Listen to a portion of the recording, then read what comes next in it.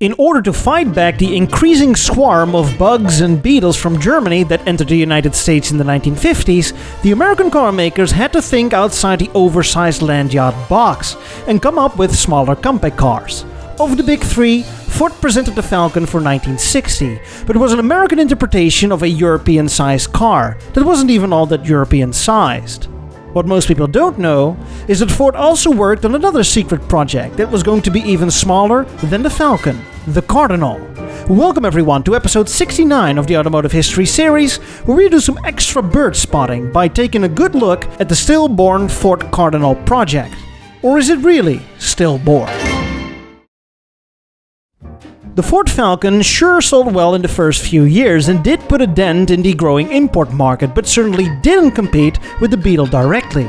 But before we learned about this in the early 60s, back in the mid-50s, there was a small team within Ford that felt that the Falcon wasn't a true answer. Ford needed to go one step smaller, below the Falcon. This team was made up by a few Americans, but also a Brit and some expat Germans. After all, Ford also was active in Europe with factories in the UK and Germany. This team knew the VW Beetle all too well and knew exactly where its weak spots were, and wanted to design a car that would have all the ingredients that made the Beetle so great without its weak spots. An absolute win-win. They pitched the idea to upper management, and upper management reluctantly agreed, thinking not much of it. By 1959, the project called 1PF4 had started. The name was a reference to the goals of the project. 1 stood for extra small, PF stood for power pack front, more on that in a moment, and 4 indicated that it had to have a 4-cylinder. The team envisioned a car that was the exact opposite of what was the industry standard at the time. A small 4-cylinder, when the base engine in many American cars were 6-cylinder and optional engines were big V8s. 4-cylinder cars were rare. And then there was a wish for a revolutionary layout, which was front-engined and front-wheel drive, nicknamed the Power Pack. In general, front-wheel drive layout packs the entire drivetrain neatly on top of the front axle and allows for more space in the cabin and the trunk, and better overall space utilization. Now, front-wheel drive was still fairly new. A few European car makers already adopted this layout, but in the engine in the front, power to the rear, screaming eagle, freedom-loving United States, the concept of front-wheel drive, it was just pure magic. Now, usually, the gold standard for these cars during this time was an inline 4-cylinder, mounted longitudinally. But considering the very compact dimensions and trying to keep the front overhang to a bare minimum, and the fact that the American car makers get so confused by the concept of, mounting an engine transversely, Ford decided to develop an unusually narrow V4 engine. And I like to think they just cut one of the V8s in half, but none of that. The V4 was designed from the ground up. By 1959, when the recently developed Falcon was just about to enter production, the team behind the even smaller car were just about ready to show the very first designs to the Ford Product Planning Committee. Now, the team was in luck, because during these years a man by the name of Robert McNamara was part of Ford's upper management and simply saw cars as nothing more than an appliance to get you somewhere. Everything else on top of that was just mere marketing nonsense. He already had a hard-on for the Falcon, so you can imagine what was going on in his mind when he saw an even smaller and more basic design proposal. The idea of an even smaller car was approved by the committee. But that's not everything. Even the big boss of Ford, Henry Ford II, walked into the studio one day and stumbled on the project. He was impressed and asked how soon a small car could be ready for production. The team answered somewhere around 1965. His reply? Make it 1963, you got yourself a deal. And just like that, the project was given another boost. By then, the prototype was named the Cardinal, not to encourage or insult any religious groups, as it was named after the bird. And here is a picture of the design proposal, dated from 1959. What we have here is a real all-American effort at creating a very small car. On first glance, the proportions seem off, but upon closer look, I think the car looks quite futuristic. If you get a sense of what the average American car looked like in 1959, then especially the greenhouse looks very modern, almost 1970s-ish. The front end features a split grille design theme that could later be found on the rather unrelated mid-size Plymouths, and the rear end styling is straightforward, with shield-like vertical taillights. The total package could be released in 1970 and still looks somewhat contemporary. As much as Ford was battling the Beetle in the US with two cars, the Falcon and possibly the Cardinal project, so Ford was battling the Beetle in the Heimat, Germany. A completely different car market that favored small economy cars with their own rivalries, but the common enemy was the Beetle. Fordwerke of Germany had the Taunus as their main car to take it up against the Beetle, but also Opel had plans with their upcoming Kadett, aimed squarely at the Beetle, and since Opel was owned by General Motors, that put Ford indirectly up against GM. But the current generation Taunus, the P1, was a heavily updated version of the early 50s P1, looking like an American lost in Europe with driving dynamics more boring than the average German joke. So, time for a refresh. A small design team over at German Ford began working on a replacement for the Taunus P1, a car that would beat the Volkswagen Beetle and the upcoming Opel Kadett. The team had already worked on a fresh and new 1-liter single overhead cam engine, making a healthy 60 horsepower, and they wanted to put that engine into a small car with standard front engine, rear-wheel drive layout, and keep the length under 4 meters, to keep up with similar cars of the competition. The project was named NPX-C5. And here are some styling proposals for the NPX C5. Various styling themes were explored, but it's obvious that much of the styling was influenced by the American Ford products, namely the pointy bullet-shaped nose with the so-called shaver grille and the recessed headlights like you would find on the early 60s Ford Thunderbirds and Lincolns. This design sketch also looks a lot like the real-world British Ford Corsair. But also some more European-style themes were explored, like one of the very first adoptions of non-standard round headlights, but oval ones, much like the Taunus P3. Ultimately, a more conventional design was chosen, with a trapezoid grille and standard round headlights.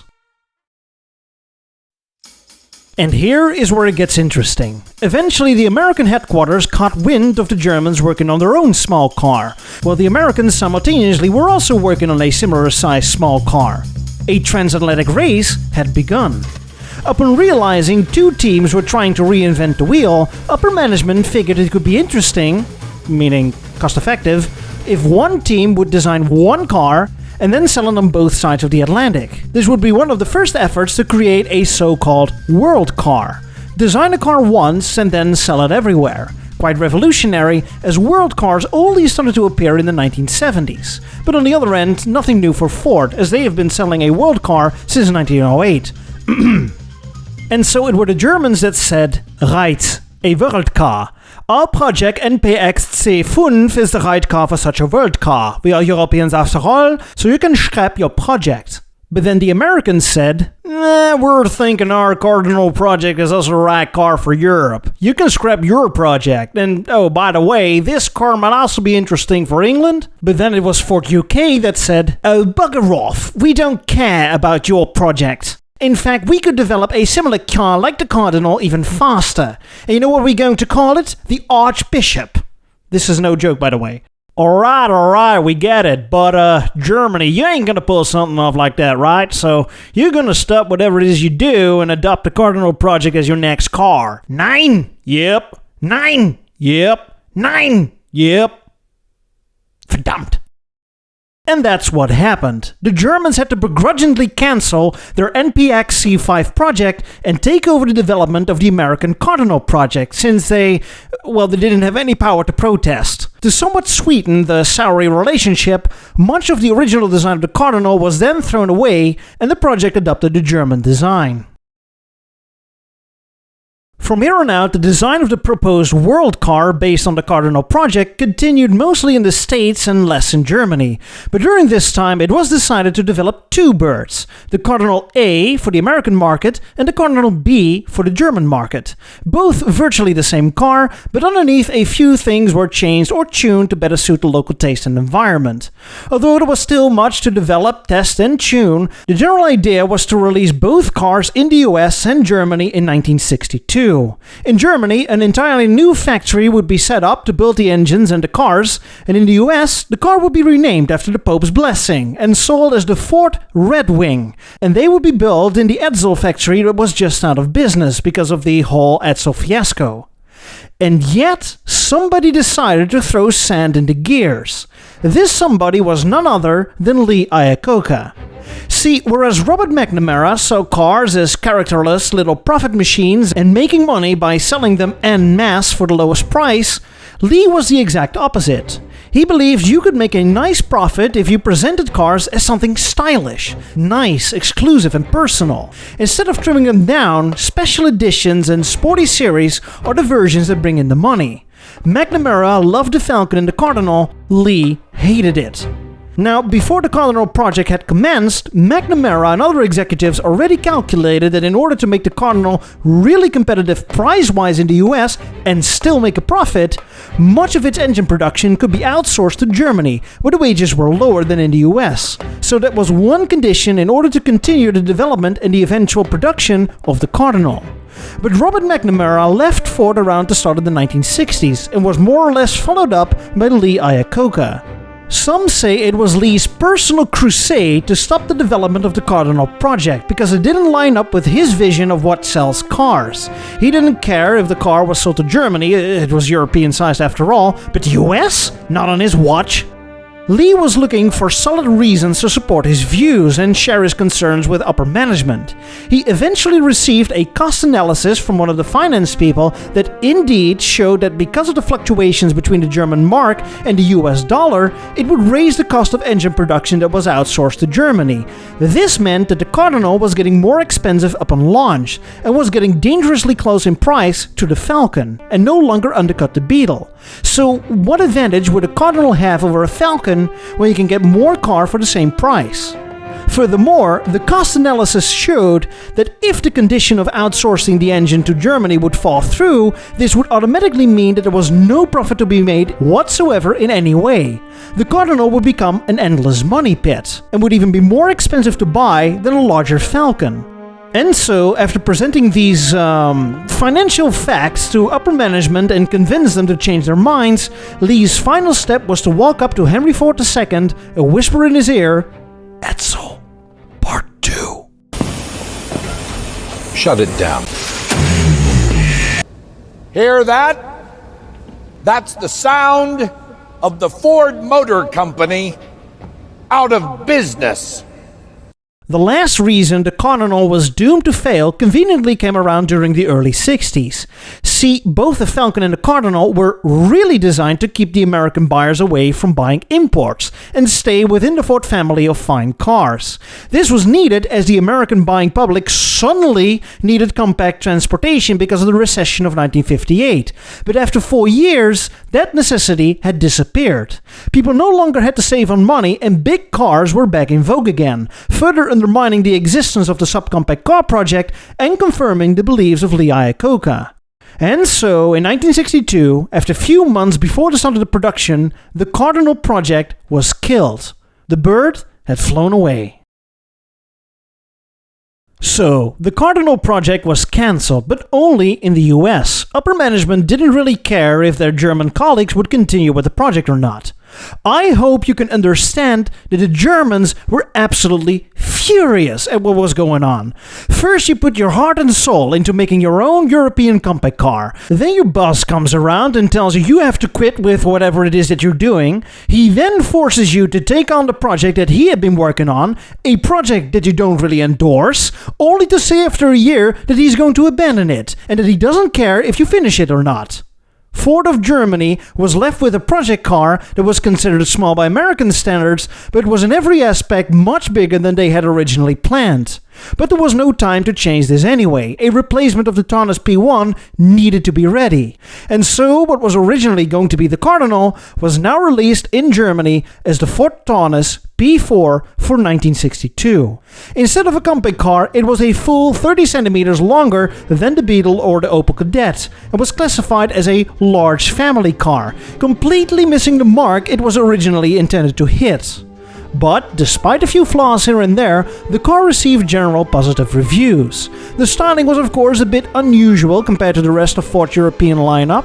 It didn't really look entirely American, nor did it look entirely European. Personally, I find it inoffensive and somewhat dull. From the front, it almost looks like any car they put on traffic signs, and although it sold fairly well and brought in some nice cash for German Ford, it in no way managed to force the Beetle on its knees. The bug wins again. The legacy of the Cardinal project, however, is somewhat bigger. After cancelling the project in the US, the leftovers of the Cardinal were then used to realize Lee Iacocca's wildest and wettest dreams. He was busy giving Ford a sporty image with the Total Performance era and the Lively Ones ad campaign and all kinds of sporty editions of regular production cars. The V4 engine and the transaxle of the Cardinal were used in a mid-engine configuration as part of the 1962 Ford Mustang 1 show car, one of the show cars that teased what would eventually result in Lee's automotive magnum opus, the Ford Mustang, for 1965. By the late 60s, both European and American Ford explored the world of subcompact cars again. In Europe, it were the Ford Escort and later the Fiesta. In the United States, the Ford Pinto had roughly the same size as the Cardinal, although that was pretty much a learning curve all over again. You'd think what would have happened if Ford decided to not cancel the Cardinal and be the only American car maker in the US to offer a truly small car. So, maybe the Cardinal wasn't such a bad bird after all? If you want to know more about what was going on at Ford in the early 1960s, click the video in the top left. If you want to know more about the mysterious Ford Falcon for 1970 and a half, click the video on the bottom left.